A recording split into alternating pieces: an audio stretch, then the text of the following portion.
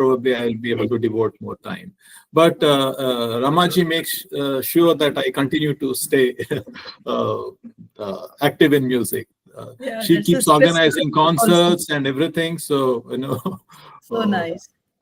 It's really a stress buster, it charges yes, you. It is. If yes. You're very exhausted. It really gets us. Even just listening, I don't sing, but I see myself relaxing when I listen to my favorite music. Yeah. Absolutely. So with the permission of Jayanti ma'am and Himanshu sir and Nitika madam, shall we start? Because it's now 7:02. Yes, Rajesh. Yeah. Yes, ma'am. Good evening, everybody. So today again we are meeting for the webinar series 3.3, the India Inclusion Research Network webinar series 3.3. And today we have the privilege of two speakers who will be presenting on current practices and future directions in qualitative research. I have the privilege in introducing the chairperson for today's session, Professor Jayanti Narayan madam, and madam will introduce the speaker and also will give certain directions of today's webinar. Over to you, ma'am. Thank you, Rajesh. Namaskar, everyone. It is really my pleasure to be introducing two eminent persons about whom we should be very proud of, because both of them have our NIMH, currently NIEPID connections. So, and I have worked with Rama, and Paresh has been a student, and I was privileged, just like Himanshu and Rajesh and all. I have had Paresh also in my classrooms. And today it is such a wonderful moment for me, and I feel honored and proud to introduce both of them. Rama currently is the Associate Professor of Special Education in the Purdue University, and Professor Paresh Mishra is Associate Professor of Organizational Leadership, both in Purdue, Fort Wayne, and very humbly they have given on the screen very, very brief biodata of dates, whereas I'm sure it runs for pages. So it is just a few lines on the screen that you find that Rama is the author of the book Inclusion of Diverse Learners, a case study reader. Yeah, Dr. Cousik employs qualitative and arts-based research such as poetic inquiry, and her research aims to highlight the voices of people with disabilities and their families. I'm sure she has much more projects and presentations, and they are being and Paresh, as I was just talking, if you have been listening, he's good with his music too. In addition, Rama too, of course. Rama too is good with her musical abilities. And his research focuses on personal and organizational ethics, spiritual perspectives of leadership, disability in the workplace, corporate social responsibility, workplace emotions, resilience, very, very important. These are workplaces are taken for granted. People come, work, go, get paid, you see, but these are the areas to be addressed, honestly. And these are just beautifully focused areas. And of course, productivity. His publications on these topics have appeared in some of the flagship journals of the academy. I wish you had named the journals also, Paresh. American Academy of Management, okay, there it is. American Psychological Association and Academy of Human Resource Development, and the Society of Industrial and Organizational Psychology. Fantastic. Fantastic to have these two very, very eminent speakers with us today. And probably together they will take about 35 to 40 minutes to speak and give us about 15 to 20 minutes.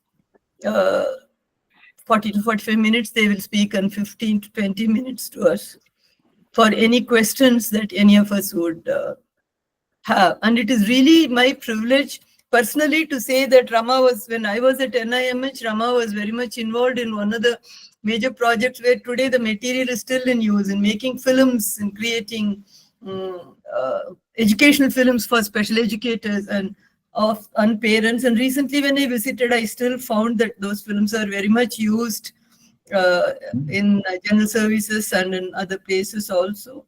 And Paresh had been one of those zara hatke sochne wala student, always not going with the run-of-the-mill kind of whenever he had discussions, I've always seen him talking, taking things differently, lateral thinking, and can you say? So that way I always remember him for that. Very original. Over to you, both of you.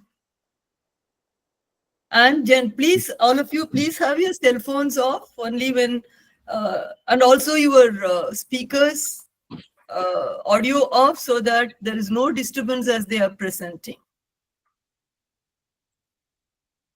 Thank you, ma'am. It's such an honor to be recognized by you and have such wonderful memories of being mentored by you and guided by you when I was in NIMH.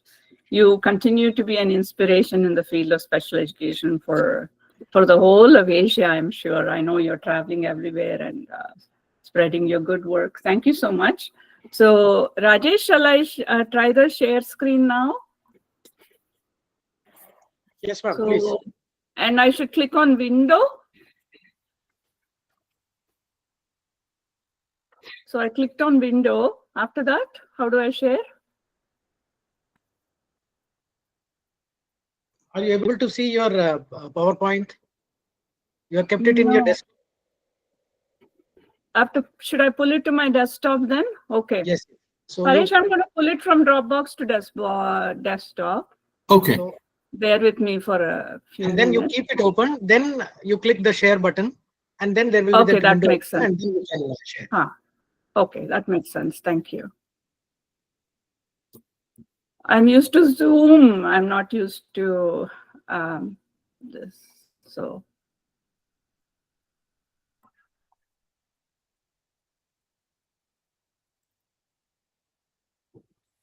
Okay. Yeah, in case you have difficulty, both of you email your PPTs to Rajesh and he will take charge of changing it. No, as ma'am, and I when got you- it. Okay, great. Yeah, I got it. Okay, now I click on the window, right? An entire screen, right, Rajesh?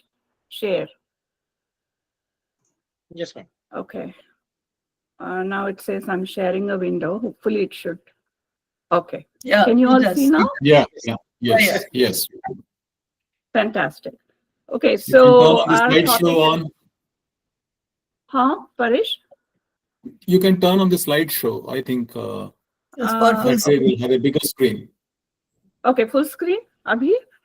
Yes. Abhi dikh raha hai na? No. So Not yet. No. We are still seeing the edit version. abhi dikh raha hai. I can see it in my whole screen. No, I think so. You would need to share the presentation window, not the main PowerPoint window. Okay. And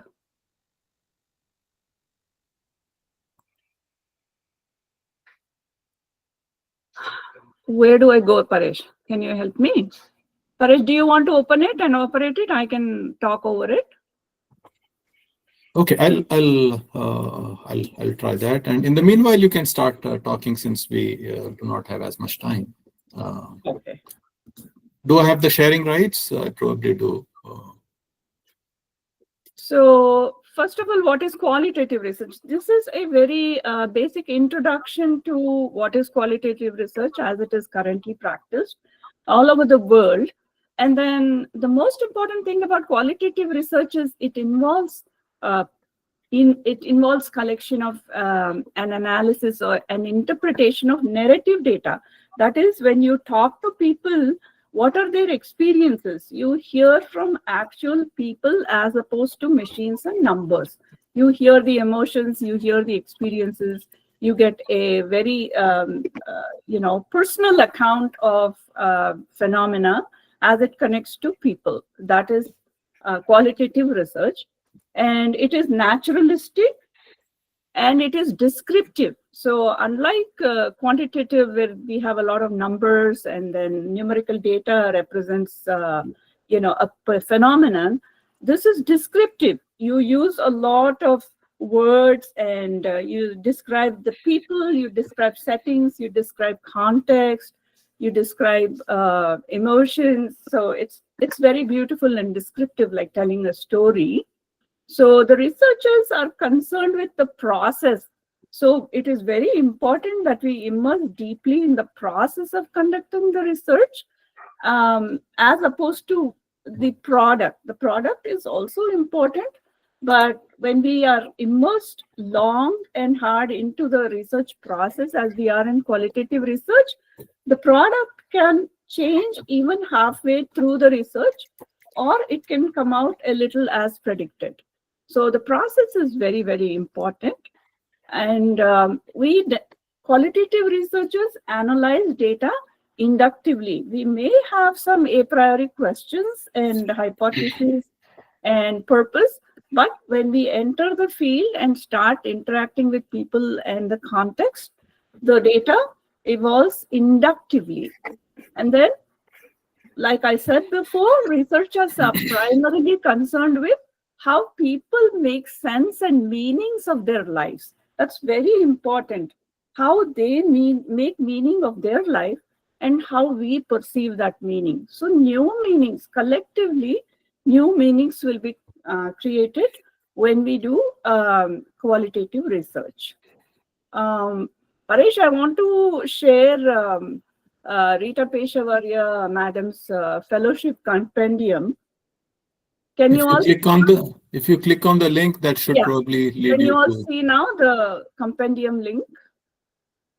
No, I think the window that you're sharing is currently the PowerPoint slides, and the window.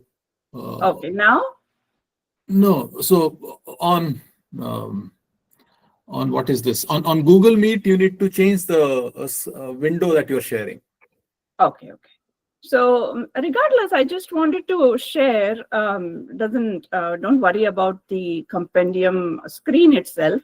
What I wanted to say is that in the compendium, there is a compilation of all the awardees that won the Rita Peshavarya Award. And Dr. Paresh Mishra and I won the award in 2016.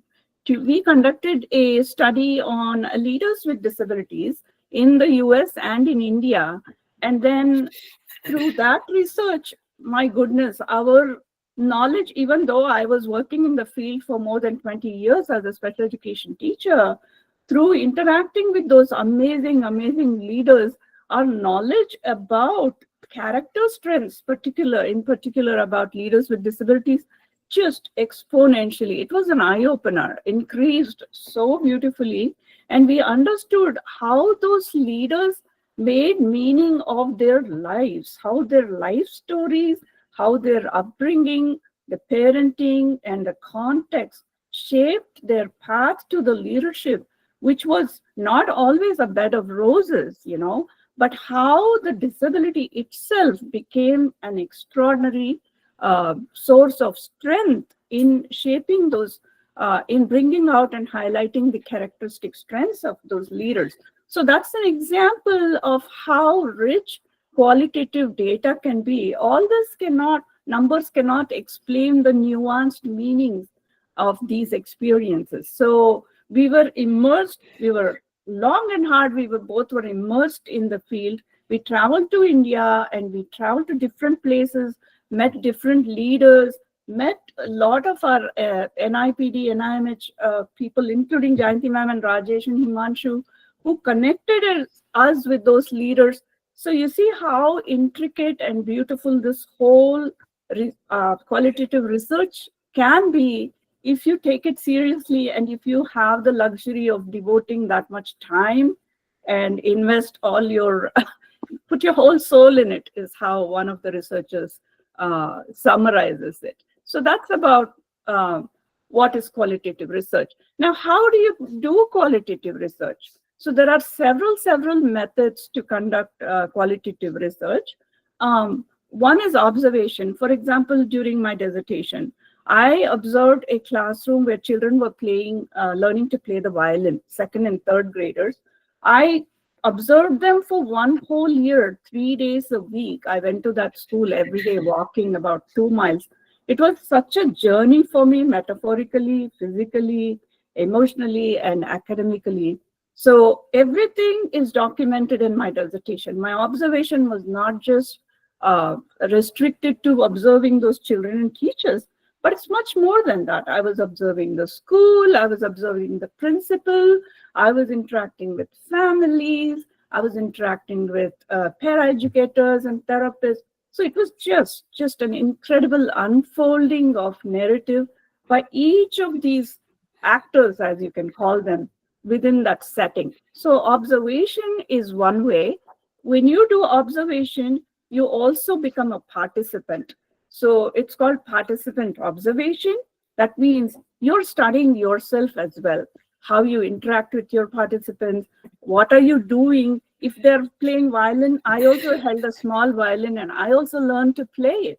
So I become a participant within that setting. So we'll go to permissions and everything on how to do that. But if qualitative research allows you to immerse your whole self into the phenomena, into the research that you're conducting.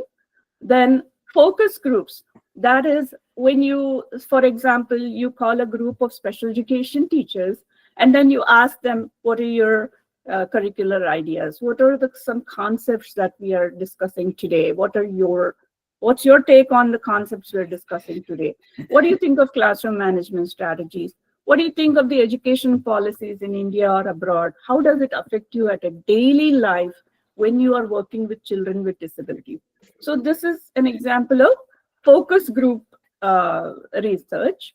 Then survey research, of course, is routine. You have a questionnaire and you validate the questionnaire and you disseminate the survey, get the responses. You can have scale responses, you can have demographic data, and you can have open-ended answers, which give you a richer narrative understanding of participants' perceptions. And then you have structured and unstructured or informal interviews. So structured interviews, again, you have a set of questions based on the research questions and your hypothesis. And you validate the structured questionnaire, or you use an already established questionnaires that some other researcher has already validated. And then you, through that structured questionnaire, new questions will come up as you interact with your participants. And then you may do some informal conversation. That's one way. And then ethnography, I love this because ethnography helps you to study the phenomenon in context with the culture. So when you're studying a group of people, say in Hyderabad, what is the culture of that region? Is it rural, suburban, or is it something else, some metropolitan area? What's the culture of the place, and how do people make meaning of who they are, say special educators in an urban area in Hyderabad, for example, or Chennai? How do they make meaning of their daily life in the school as teachers, as special educators? So ethnography allows you to do that. There's a wonderful book I read by Wolcott named The Man in the Principal's Office. So Wolcott goes and observes, shadows the principal every day for one whole year, and then documents. He records audio, he records video, he takes notes about what the principal does from morning to evening and how it affects the other actors in the scene, that is in the context, that is the teachers, the custodians, the workers, everybody, the school guard, the school policeman who is monitoring, keeping these people safe, whatever it is. So it's very, very, very beautiful. I love that book. It inspired me to write some chapters in my dissertation. I highly recommend that. And I wish, somebody in India would write a book like that. It's so beautiful and inspiring. It'll be wonderful to know a principal's experience from Indian context. Then narrative research, like I said, it's all about how people tell stories. We all tell stories about our lives. So how do these people tell stories about their lives? The same example from our leadership research. Each person had a fascinating story to tell, right? From childhood and neighbors and colleagues and problems with traffic or accessibility or who inspired them or what their beliefs are about God and spirituality. It was amazing. So narrative, it allows this narratives experiences and oral history and knowledge to come together, so we can get narratives from practicing special education teachers, for example. At this point, do we have any questions? I know I've given you a lot of information that many of you may already know. Any questions, or should I go on? We'll go on, and we will reserve the questions toward the end, so Okay. that both of you have enough time to say what you want to say. Usually that is the culture that Richard has been following in the past also. Okay. The presenters present, and then we'll have a 15 to 20 minutes towards the end for answering questions. So that you will really be able to say what you want to say rather than digressing. Questions will deviate us. All right, ma'am. So, so why should we do qualitative research? What is the significance? Why is it important? So qualitative research is very important to understand insiders' perspectives. So when we are conducting research, we are kind of outsiders, looking inside at the phenomenon, looking inside at what is happening in people's lives. But when qualitative research allows you to hear authentic, original stories from their perspective, in their words, in their accent, in their worldview, you can understand their experiences. So that's why it's very important. And then you know the context. You're there, you're immersed in the context, you know the surroundings, you know the weather, you know the temperature, you know the mood, you know what are different variables affecting how those people behave or conduct their lives. So context and insider's perspective. And then what happens as you come to know those participants, you begin to empathize. The empathy level increases exponentially. You empathize with their emotions and feelings and experiences. And then it leads to actually a creating of shared knowledge. Then what happens is, for example, I studied the experiences of pregnant and new mothers who had migrated from India to America. And I wanted to know, do you still follow your traditional birthing and pregnancy practices? How do you do it thousands of miles away from your parents and in-laws? So they shared their stories. It was very beautiful. Then it took me back to my own birthing practices, and there was shared knowledge. Oh, we also did this in my family, in my culture, in my caste. So there was a mutual sharing. So that shared knowledge can be created only through qualitative research. And then it leads to reflexive thinking. So you take notes and then you ponder over it. Oh my goodness, this is something new. This is something I didn't know. Or this already confirms my set of beliefs and values and perspectives. So it promotes that kind of reflective thinking. So you ultimately gain a deeper and nuanced understanding of people, events, and context. So it's very important to ensure that we follow ethical principles when we are conducting qualitative research. It's not as if you can just go and study somebody because they are your friend, or they're available, or they are just walking on the street, or available in the grocery store. No, there are some rules. So what do? There are some procedures. So all of us world over, we conform to the tenets of Helsinki, the Declaration of Helsinki. So we here, and I'm sure in India too, we have the governing body, the IRB here, the Institutional Review Board, that governs how research should be conducted. So we take their approval, we send the proposal, take their approval, and then follow the ethical guidelines that they tell us. So one thing we have to consider is how suitable are you to do this research. For example, I'm a special educator, so is Paresh, and both of us are qualified and experienced to study something about a disability. So suitability is very important.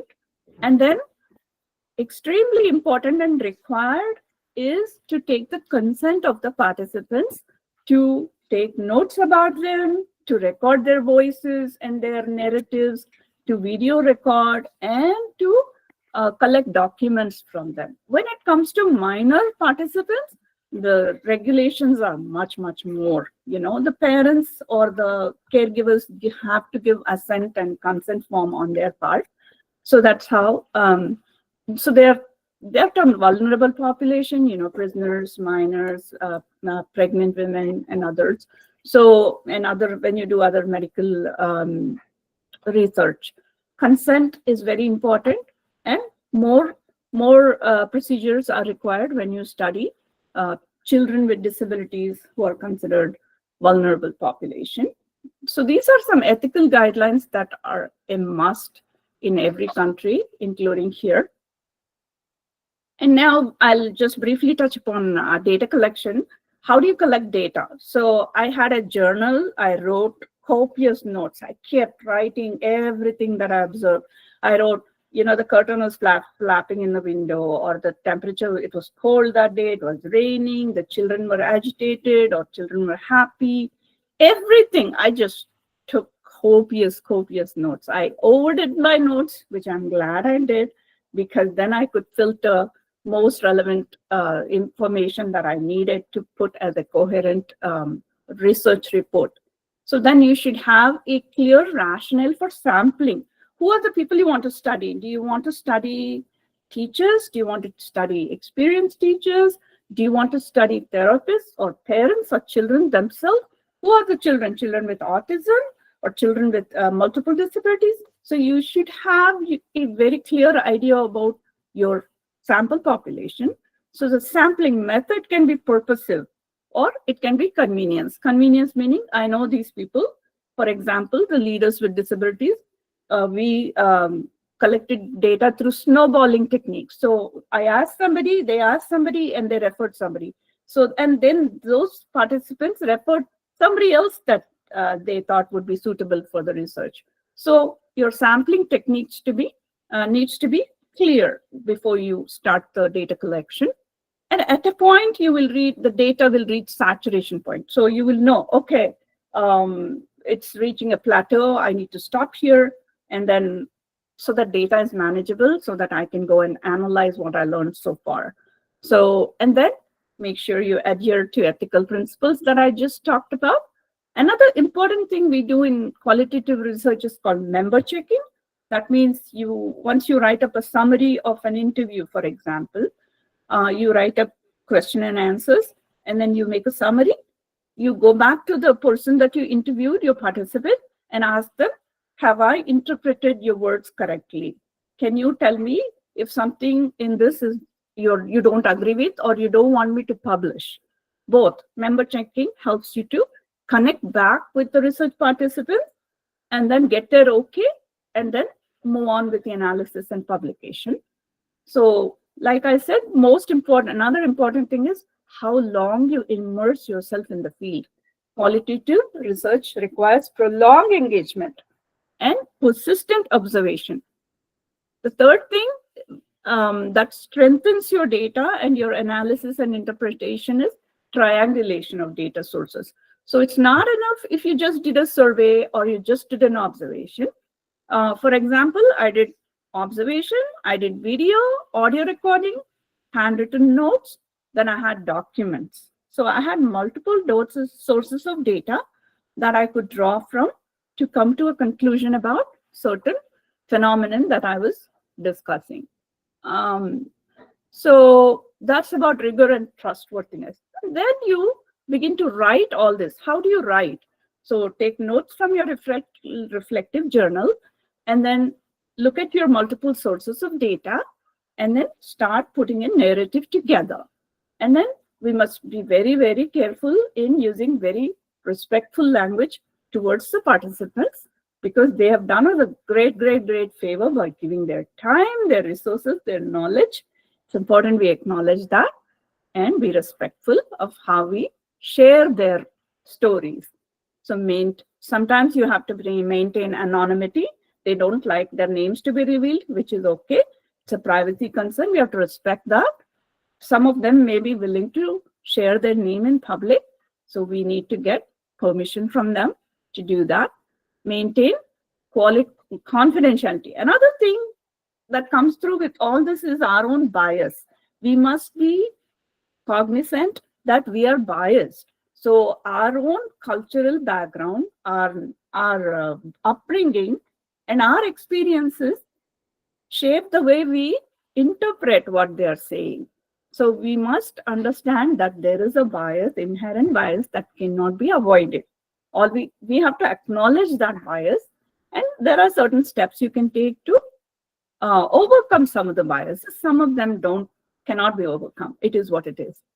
Then another thing we learned is the cultural competency, how culturally competent you are to conduct a particular research in your own country and in a foreign country. For example, in our leadership research, both of us are from India. So it was a natural process that we could bond with those leaders, extraordinary leaders in India. And then we could say, okay, we do have cultural competency because we speak many of the Indian languages. We have lived, we're born there, we lived there, we've experienced life there, and we've worked with people with disabilities there. So that's another aspect that you have to be cognizant about. Another thing I want to say is about the transcription. When you transcribe notes, when you transcribe videos and audios, I like to transcribe it myself as opposed to ask a machine to do it. So when I hear the interview, it takes me back to the interview process, the time. I can perceive the emotions of the person, of my participant when they said those words. So I can take notes on all those. They sounded happy, they sounded angry, it's possible they were agitated.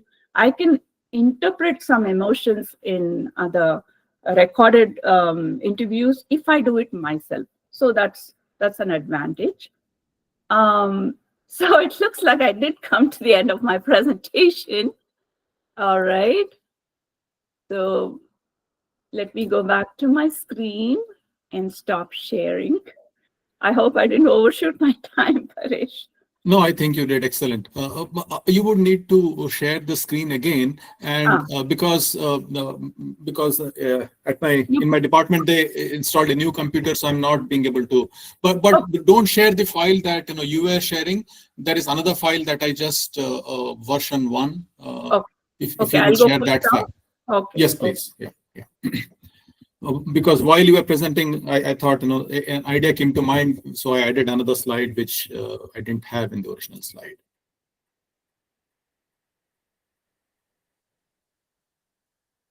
Number 1, yes. Right? Yeah. And I click on this presentation icon slideshow at the bottom. Yeah, Paresh? Yeah. Yes. And then you go back to Google Meet, and then there is that icon of present now, and so share screen from there. Yeah.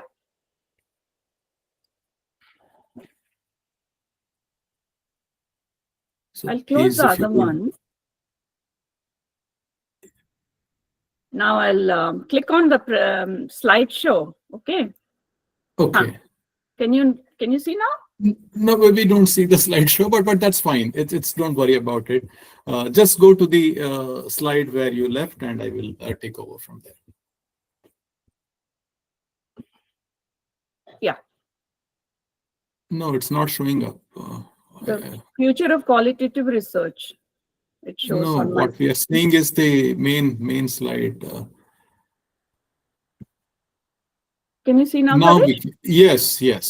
So yes. I think it's best to manage with this. I'll just enlarge. Yes, and that's completely fine. So I would request you to manage the slides because I'm not being able to share my screen because of the new installation of the computer. Just check with Rajesh if you're able to see everything. Everybody? Yes, ma'am. Okay.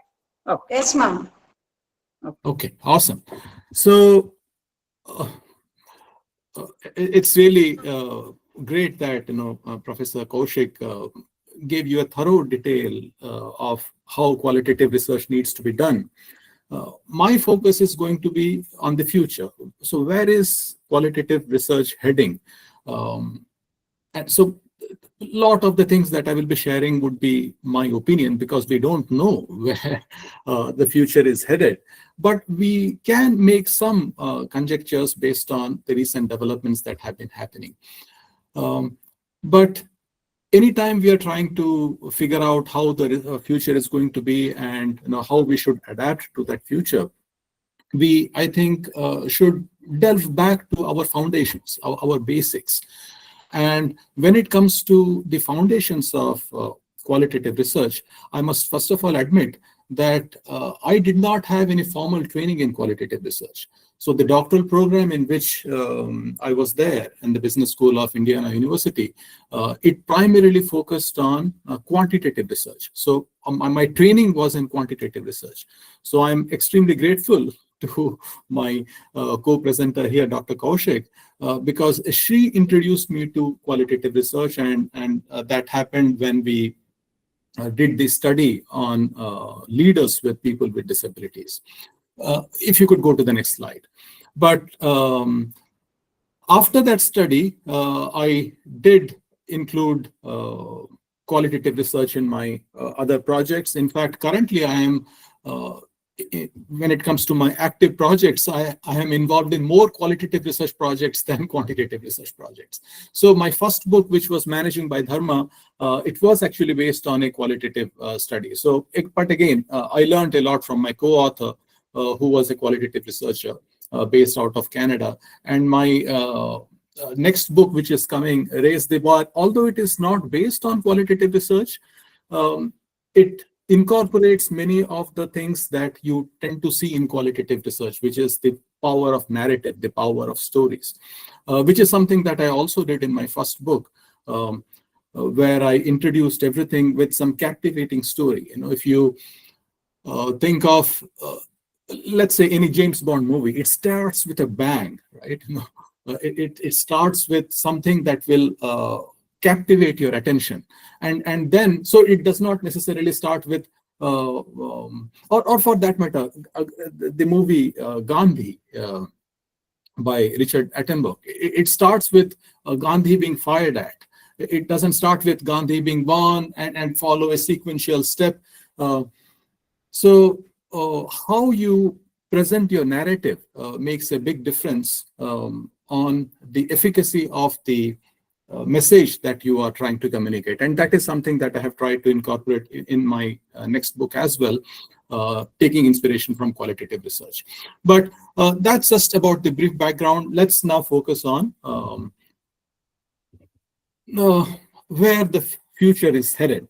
So as I was mentioning, to understand the future, we should be clear about the foundations of qualitative research. So what's so great about qualitative research? As I was saying, my training has been in quantitative research. But if you see at this, look at this picture, imagine the bowl A has hot water and bowl C has ice water. So can we say that because when you take the average of those two temperatures, it will be room temperature, right? So can we say that the person is completely comfortable? That is definitely not the case, right?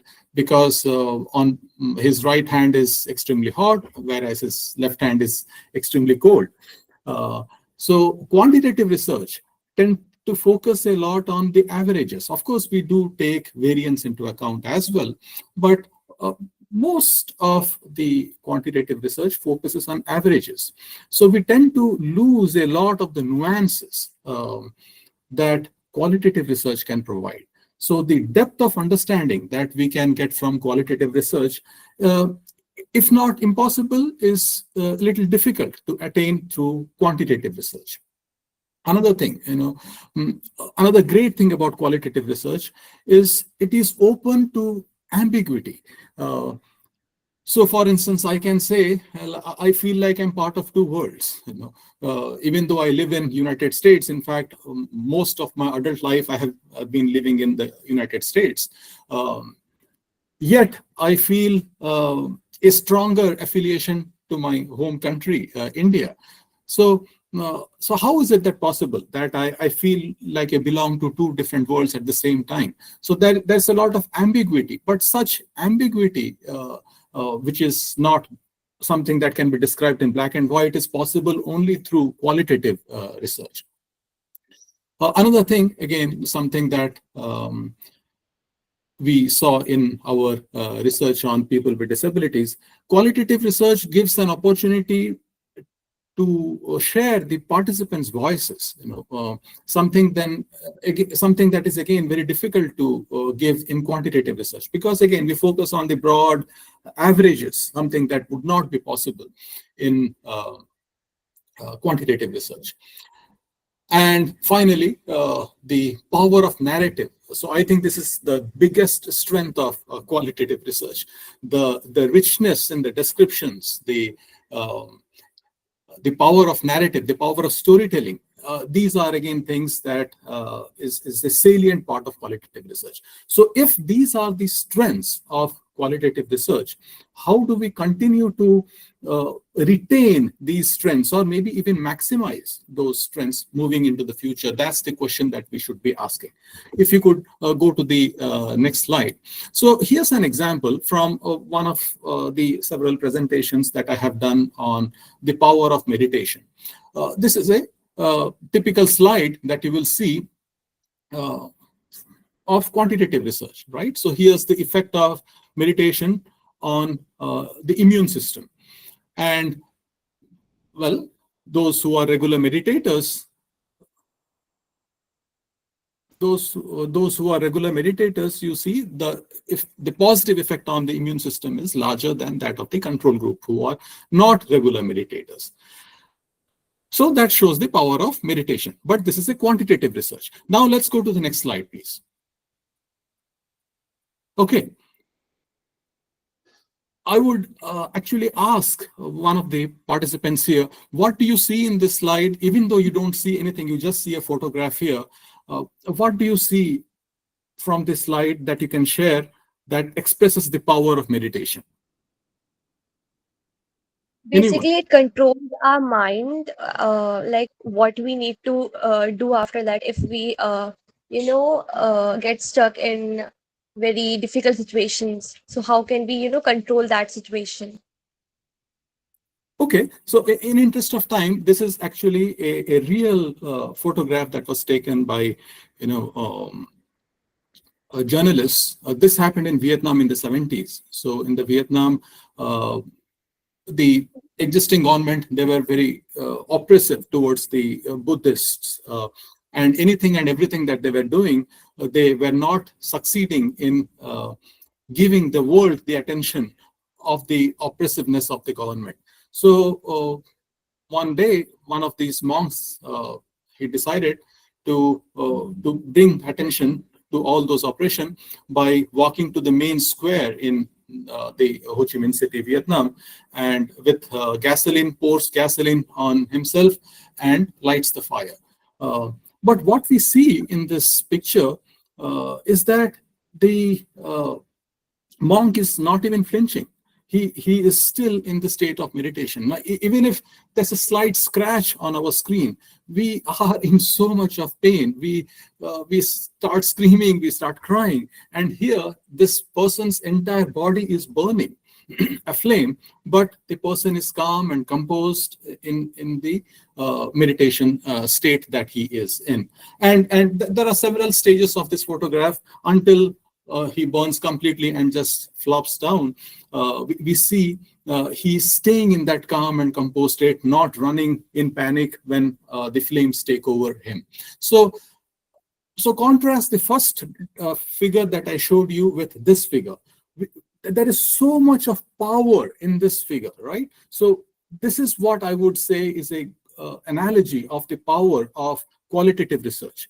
So this single picture can give us immense insights about the power of meditation that a lot of the quantitative research, even the cool graphs, cannot show. So can we continue to retain this power of qualitative research? Please, if you could move on to the next slide. So what are the current forces that are contributing to how qualitative research, or where qualitative research will be moving? Most of you would agree it is generative AI. And I have published a couple of research on the effects of generative AI on higher education and recently on the industry. It's what cannot be denied is that it is definitely making our work much more efficient. If we needed to proofread a chapter that we have written, that would have taken a lot of time, maybe hours, or maybe we would have had to spend money sending it to some expert proofreader. We don't have to do that now. Generative AI can fix most of our errors in matter of seconds, right? So it has made things extremely efficient. But just because something is efficient, does it still mean that it is effective? That is the kind of question that we have to ask. So in qualitative research, in context of qualitative research, one of the research projects that I'm doing, where we are getting insights from the industry experts on how AI is impacting the industry, we actually have conducted interviews, we have done panel discussions. So we have those huge interview files. But it's been extremely efficient to transcribe those interviews through different AI software like Otter AI. Something that Professor Cousik said she doesn't like. And to be fair, I think that's that there are valid reasons to not rely on these automated processes, because we are likely to miss out on some important information there. In any case, real-time data capture because of cell phones, but all these things also have the ethical and privacy concerns. But these things, these technological developments and the ethical dimensions associated with it is definitely impacting qualitative research. Let's move on to the next slide, please. So this is a figure from one of the papers that just got accepted recently, last week. So AI is definitely making our work more efficient, but most people are actually being surface level adopters. They are adopting AI to make their work efficient, but they are believing that their work is also becoming effective, which need not be the case. So unless you have high work ethic, then you will probably not be able to use AI to your benefit to publish high impact research articles. So let's move on to the next slide, please. So this is a paper that was published in 1971. It's one of the most highly cited and one of the, again, all impact cannot be measured from citations, but this has been one of the most impactful research papers. The paper is titled, "That's Interesting." So again, let's move on to the next slide, please. So in this paper, Davis, he talks about when is it that a paper becomes really interesting. So usually paper becomes interesting and impactful in any field when it refutes assumptions that people have had about any particular phenomenon. So for instance, organization versus disorganization. Imagine you are on a high school dance floor. So people are moving around randomly. There is no real pattern. That's the kind of image you may have, right? It is very disorganized. But Ferdinand Tonnes, who was a sociologist, he saw there actually being really strong organization. So what people thought was disorganized, he refuted that assumption again through his observations that actually it is very organized. People may be organized based on close friends or casual acquaintances. Let me probably go through. So the other side of it, until Karl Marx came into the picture, economy was thought to be very well-oiled machine that runs smoothly. But Karl Marx provided the opposing argument that no, it's not, everything is not well-oiled machine. There is unemployment, there is inequality, and how the entire economical edifice can completely fall apart. So, so something that you think is a localized phenomenon is actually a very strong generalized phenomenon, or what you believed to be functional turns out to be dysfunctional, or what you believe is dysfunctional. For instance, mental illnesses like schizophrenia was believed to be bad, but one of the researchers, he said, no, actually it can be really good for the individual as well as the society. So in other words, what you are seeing, the pattern that you are observing here is the researcher's thought process, providing a perspective that is very different from what people believe in. So if you just use some AI software to come up with a word cloud of the various themes in the research, qualitative research, that is not necessarily going to be exciting, because anyone and everyone can do it.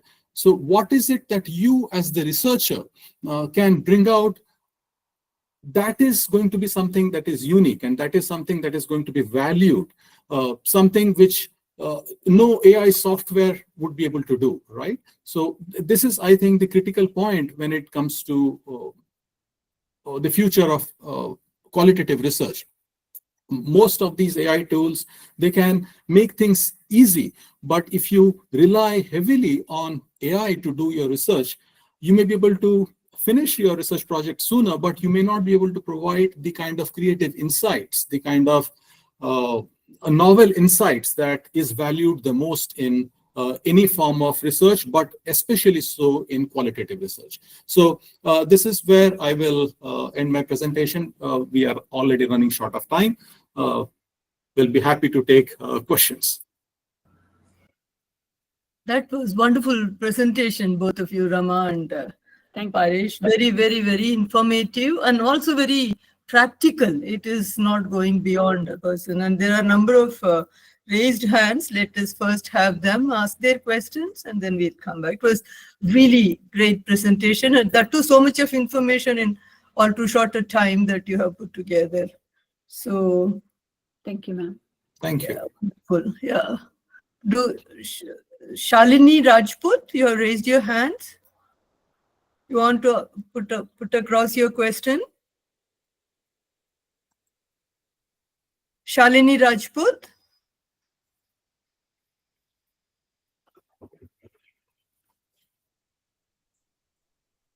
Anyone else? Questions? Ma'am, there is a question in the comment section. Chat box, is it? Can you just read the question for me? I'm new to this interface. Could you please talk about the role of theory in qualitative research? I'm interested in studying the school experiences of Indian children with dyslexia and LD and want to capture the rich stories. But I have been suggested to use a theoretical framework to help me make sense of the data, and I remain confused about how to go about doing this. That's an excellent question. Often the rigor and trustworthiness of qualitative research depends on what established theory that you use to make your suppositions, your hypotheses, and your research questions. That's an amazing question. Yes. So there is something called grounded theory, where you develop a theory after you enter the field, immerse yourself in data and talk to participants and come up with a new theory. But it helps for beginning research to look at established theory in the field of learning by students with learning disabilities, for example, and base your assumptions and your research unfolds based on the premises and the guidance of the theory. But actually, Paresh is kind of an expert on theory building also. Can you throw some light on this, Paresh? So the importance of theory is extremely high when it comes to quantitative research. In qualitative research, again, from my understanding, people are a little bit more open to not having a theory and helping develop a theory from the observations that you are making from the data that the qualitative data that you have gathered. But this is again a very generalized statement. Again, within qualitative research, there are different philosophical views based from which you approach qualitative research. So positivism, even though it is associated with quantitative research, it also is associated with qualitative research. So if you are approaching qualitative research from a positivist outset, then the focus will be having a pre-existing theory and then having the rigor in your in the qualitative research process, where then you can make the contribution. But if you are approaching qualitative research from a phenomenological perspective, the importance of theory gets minimized. So yeah, and there are many other perspectives too. There is the hermeneutics. There is even the recent influence of, well, I shouldn't say recent, but relatively recent, of the feminist philosophies and several other philosophies. Thank you, Paresh. I wanted to add a bit about the feminist, for example, the feminist way of conducting interviews. So there's a feminist theory, minister's framework. Please look it up. So you immerse yourself, you share the participants' culture, and you kind of build knowledge together, like I told you. So I was a Hindu, I was a Brahmin, so some of my researchers, participants were Brahmins. So there was a shared background and shared familial context that enabled me to share some commonalities among my community. So feminist interview technique helps you that cross some borders and become more connected with what your participants are experiencing. Thank you, Paresh. Another thing with respect to the theory is you would want some theory to provide the base level of assumptions that people have about the phenomena or about whatever it is that you are studying. So theory predicts this to be happening. And then when you do your qualitative research, you may either extend those assumptions in certain directions that the original theory hadn't considered, or you may come up with completely opposite findings, right? So having a theory, at least from that perspective, is really important, because it sets the stage for you to either refute the assumptions made in the theory, or extend. That way, then your paper becomes much more interesting. Thank you so much for that. Nowadays, actually, there are many researchers who want to take, the PhD candidates want to take qualitative research, but they tend to have issues like this, like they're not having the right person to guide. They tend to have problems. Ratika wants to add something to this, is it? Yeah, I wanted to talk about, on the theory, going ahead with the theory, the theoretical framework. I use the capability approach theory by Martha Nussbaum and, Sen. And I think that worked really well with an ethnographic study and to make sense of my data. So it depends on, it kind of made me understand why each child's circumstance is different and why, so I think that theory might also help you understand why, depending on the socioeconomic status, or how many children are in the family, or a female child or a male child. I think the capability theory does help you understand that a lot, and your data then starts making a lot more sense. Yeah. Okay. Yeah. Awesome. Thank you.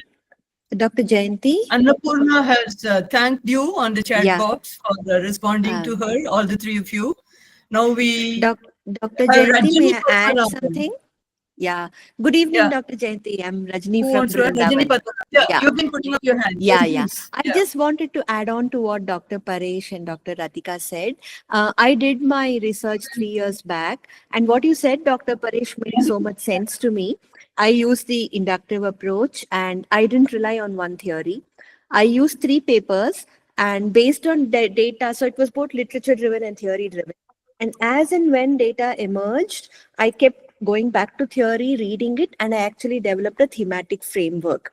which suited my data best because I was studying how a school is being inclusive in the Indian context. And hence, Professor Richard, who was my guide, felt that, taking some other framework and putting it here doesn't make sense. So it was beautiful to see how the act of qualitative analysis really helped me, develop lots of codes and then compress them into, a fewer codes and compress them into a theme and correlate the themes to my research questions. So I just wanted to add on to that because I thought it would Wonderful. make sense. Thank you so much. Thank you for Satya? sharing that. Satya wanted to say something. Your hand was up for a while and you put it off now. Yes, ma'am, good evening to you all.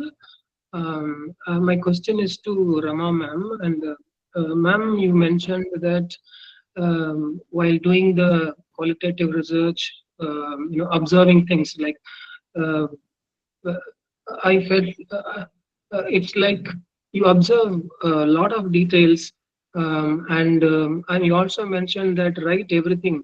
So it gave me kind of understanding, or at least it would be that I uh, maybe look at it as a overwhelming process for me to collect a lot of information and then recording it and then processing it. So especially as I'm a beginner in doing research, and or interested in research, and I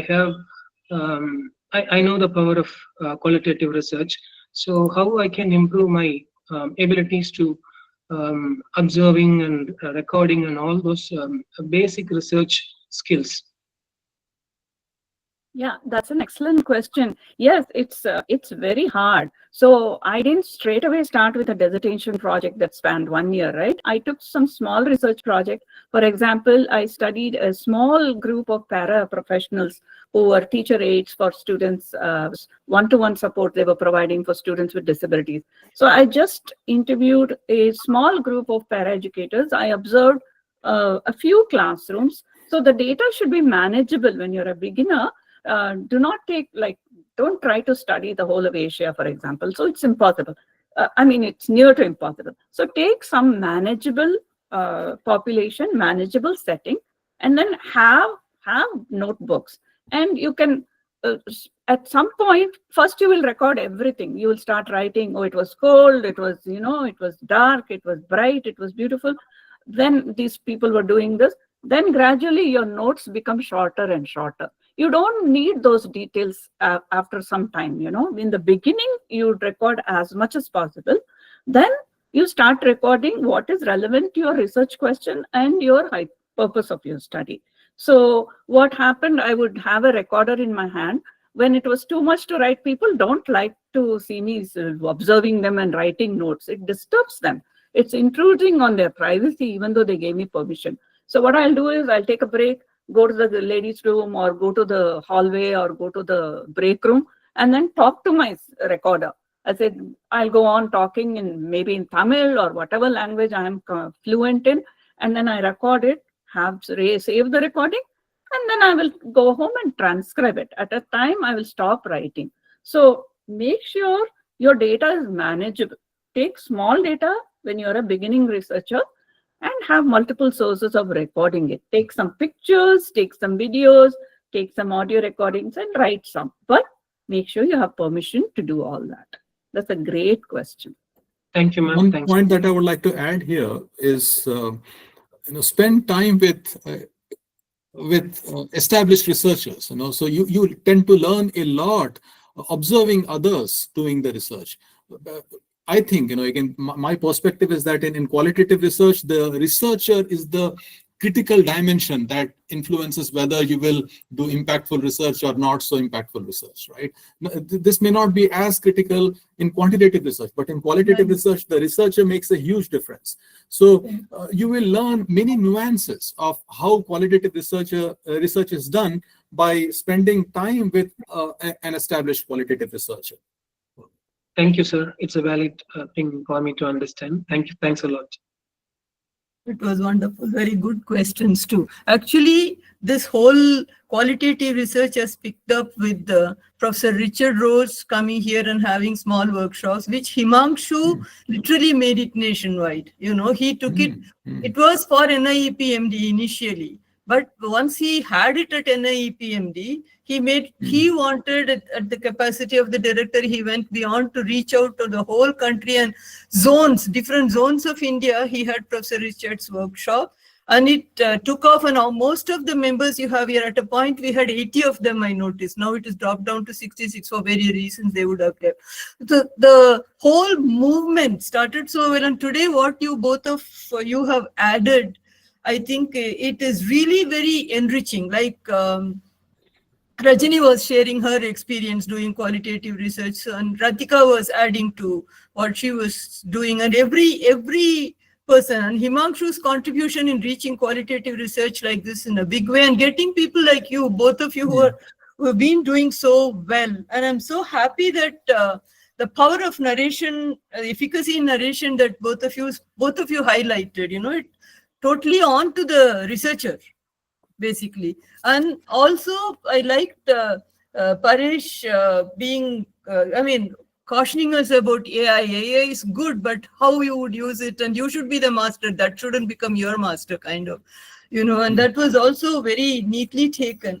And this recording, I'm sure Rajesh would make sure Richard gets it, because he would be happy to also go through what it is. His recent edited book on, you talked about narrations, voices, listening to them and expressing in how their emotions and everything we can beautifully bring about in a qualitative research. His recent book on including voices by Emerald Publications, I don't know if people have seen. He has edited, and there are a number of articles from all over the world.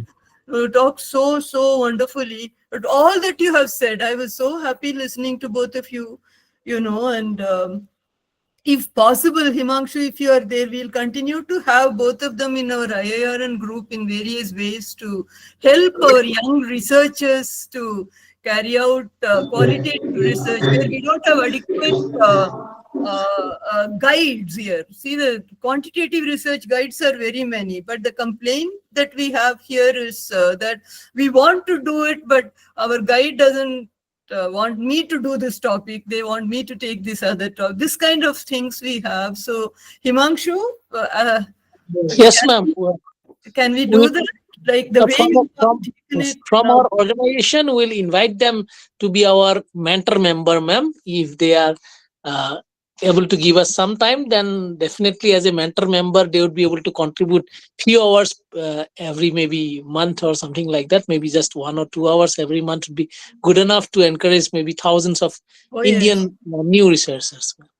And also those who have registered with their guides, or the guides are not comfortable with qualitative research, they can be roped in as co-guide from abroad if the university would permit, or if they would like to be volunteering to be a co-guide to the young researchers. You see, our whole, and IIRN can be the facilitating conduit for it, to get the good qualitative research guides to young researchers who want to do qualitative research, but we don't have adequate number of guides. If that is a possibility that you can explore, if told to Himangshu, it will happen. I have that confidence. He is so good with the organizing. We'll do it soon, ma'am. So this will be one of our objectives in IIRN, to get good co-guides if they are registered with Indian universities. And start with Paresh and Rama to begin with. Wonderful. It was so enriching, so wonderful. Really. Thank you so much, ma'am. Ma'am, I've already been external examiner for a couple of dissertations in Tamil Nadu, students who have been doing qualitative research. Even now, recently, when I went to Madurai, a lot of people asked me, Rama, Dr. Rama from NCRT, you should know, I'm sure you know her.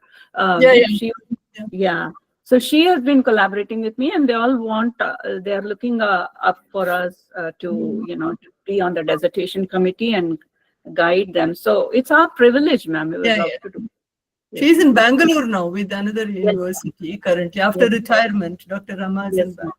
It will be wonderful. And Himangshu has shown a green light. So I am at a stage now, Jayanti, you sit down and say things. There are people who will do it for you. That is why. And I'm enjoying that fully. And people like you coming forward to help. And Wonderful. Shalinda, I always joke that Himanshu, I teach about leadership, but Himanshu practices leadership and gets things done. Wonderful, very very beautifully said. I'm sure you are also a good leader. The way you are, Paresh. If you are teaching, you cannot be teaching without practicing. So, and Himanshu has done that. He has taken it nationwide, and he is able to do it because people like Rajesh are with him to help. Very meticulous in the way Rajesh plans and does things. Doesn't miss 1 month. I have missed a couple of months attending, but he doesn't miss a single month for organizing these lectures. So very enriching. I think we have gone past time. Otherwise, we'll keep talking. There is one question that is in the chat box. Shalini has a question for a long time. Is that the one you're Maybe talking the about? person is not there, switched on, and then. No, there is one question from Pushpanjali. She says, can we have the name of the book which Rama Madam was referring to, please? Oh, okay. It's inclusion of I'll send you the link, Rajesh, and you can share it with. And if they are instructors, they can order a free examiner's copy, and they can think about adopting for their courses. It's a book of case stories. So I created composites of individuals with disabilities based on several years of research project that I did, including our research on disability. Paresh has written an autoethnographic chapter about his, his life with a sibling with a disability. So it's being well received. I'll send you the link. Thank you so much for your interest. It's a case study reader, different case scenarios with resources and further readings and quizzes. It can be used as a supplement to a textbook in special education. Thank you, Rajesh. I'm also curious about Paresh's managing dharma and raise the bar ones. I will send you the copies of the. I have the PDF version of the first book, and the second book should be coming out in November. And I will be. I'll be happy to share those books with you. That would be wonderful, Paresh. Wonderful. Thank you so much. Thank you so much. And I thank all of you who have been participating, and good questions you had, and great learning experience this has been. And I particularly thank both of you. Early morning for you, isn't it? 9ish, 10ish, something like that. Are you in both are early risers. I usually get up around 4:30, 5. I think same is the case with Ramaji also. So it's almost like midday for us, even though it is just 10:45 a.m. right now. This was perfect time. Coming forward and then sharing your expertise and experiences with all of us. It has really been a great learning experience. And thank you, Himanshu, as usual. You and Nitika are always there to say whatever should be done, you will do. And Rajesh, I don't find a word better than thanks to thank you for organizing everything. And always you've been doing that. And thank you all so much. Let us stay in touch, and let us have both of these people in our guiding panel, to any students wanting help. Having them as co-guide through the university or some such manner, so that whatever in a very, very small stage, qualitative research is happening in the country, and it should grow. It should grow. And I think people like you are going to help us do that in a big way. Thank you all so much. Thank you all so much. Thank you, ma'am. Thank you. Your encouraging words matter a lot. Thank you so much. Yeah. Thank you, Jayanti ma'am. Thank you, Himanshu, and thank you, Rajesh. And thank you all the participants. But Rajesh, you could please collect the questions and send us. We'll be happy to email the answers. Okay. I know some people. Maybe in a couple of days, I will send you the YouTube link also of this recording. Sure. And you can share with and also participants, if you have any specific question, like Annapurna ji was asking such a beautiful question it was, she has put it in the chat box. Probably you can send to Rajesh, and Rajesh may be able to reach our both our resource persons and get you the response or something. You may think of it later after the meeting closes. Oh, this I could have asked, kind of. So please do that also related to your research. That will be wonderful. Thank you all. Thank you. Thank you so much. Thank Namaste to all of you. Namaste, Ji. Yeah, Namaskar. Thank you all so much. My bandwidth was giving trouble. That's the reason why I was, yeah. Thank you, Thank you so ma'am. much once again, Thank ma'am. you, everyone. I would Thank like to you. put on record gratitude to all the speakers, Paresh, Mishra sir, and Rama ma'am. I take this opportunity to thank that you have taken your time and did a very brief and very comprehensive session for our participants. I take this opportunity to thank Professor Jayanti Narayan madam who chaired the session today, and thank you so much, ma'am, for your valuable inputs.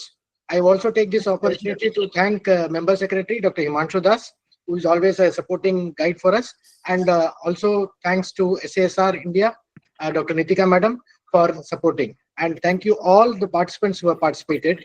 I will be sharing the link soon and in the group also. Thank you all. We'll meet next month on 29th of November with yet another speaker, yet another series, 3.4 webinar series of IIRN. Thank you. Thank you. Bye. Wow, that was a Thank great closure. Wonderful, Rajesh. यानी कि हम Thank- लोग फिर मिलेंगे. Bye. Thank you, Dr. Rajesh. Thank you so Bye. much. Bye.